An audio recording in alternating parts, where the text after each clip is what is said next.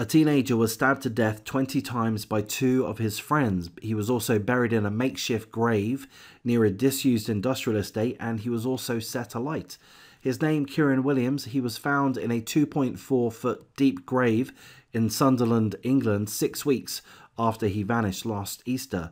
Prosecutors allege that he was knifed in a prolonged and sustained attack by his 2 friends, Ben Cook, 19 years of age, and Louis Hackett, 20 years of age. He was then buried in a grave, and attempts were made to set him alight.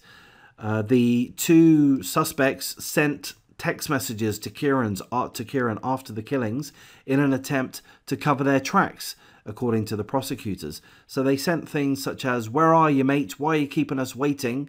We're here waiting for you. You've disappeared. Where are you?" Things like this, to give the impression that they don't know where he is.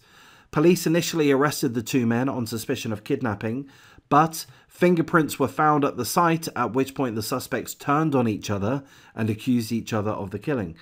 Kieran disappeared on April 18th last year. He was 18 at the time. His body was found on June the 2nd after extensive police searches. He was found in a grave that had been dug in a wooded area near a disused industrial estate in Sunderland, England. His body was examined by a pathologist who said that he had suffered at least 20 stab wounds, including 3 to the front of his chest, 2 to his right torso, 7 to his neck, and a number of other wounds to his limbs. One of the stab wounds penetrated a membrane surrounding his heart, another penetrated his aorta, 2 entered his liver. At least 20 stab wounds. He was killed in a prolonged, sustained, brutal, horrific attack. Full condolences to his family and friends.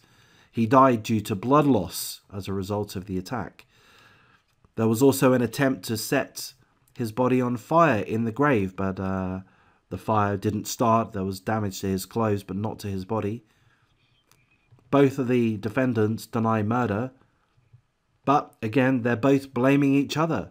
The article is telling us that fingerprints were found at the scene. Let's hope the trial finds these 2 scumbags guilty. I mean, that's my take on it. You don't have to agree. And if that is the case, give them life in prison. They've taken the life of an 18-year-old Kieran Williams. Again, full condolences to his family.